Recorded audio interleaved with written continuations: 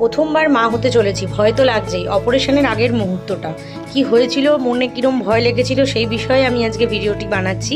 নমস্কার, আমাদের ভিডিওতে আপনাকে স্বাগত। আমি যাচ্ছি হসপিটালে, আজ আমার ডেলিভারি। খুব ভয় লাগছে, আমার পা প্রচণ্ড রকমভাবে ফুলে গেছে। আর অপারেশনের আগে আমার হাতে ঠিক চ্যানেল করে দিয়ে যায়, এরকমভাবে প্রচণ্ড লেগেছিল চ্যানেলটি করার সময়। আর আমাকে স্যালাইন দিয়েছে, কারণ সকাল থেকে যেহেতু না খেয়েছিলাম। এই যে আমার বেড রেডি আমার বেবির জন্য।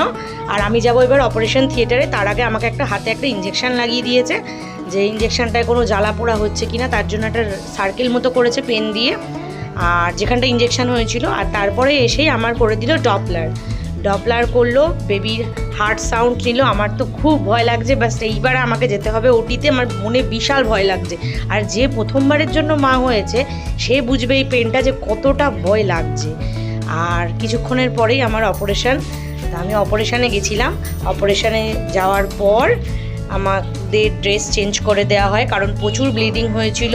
আর এই যে অপারেশনের পরের মুহূর্ত, আমার ছোট্ট সোনা চলে এসছে। 9 মাসের দীর্ঘ প্রতীক্ষার পর আমার সোনা চলে এসছে। আমি তাও ভিডিও করছি, আমার হাত কেঁপে যাচ্ছে, তবুও আমি যাতে এই স্মৃতিটাকে সবসময় সাথে রাখতে পারি তাই জন্য এই ভিডিওটি করছি। অপারেশনের পর হাত কাঁপছিল একটুখানি, আর ঠান্ডাও লাগছিল। এই যে আমার মা ঘুমিয়ে পড়েছে, উনি বেবি দেখতে এসে নিজেই ঘুমিয়ে পড়েছে। আর এই যে এখানে টাওয়ালের তলায় আমার বেবিকে ঢাকা আছে।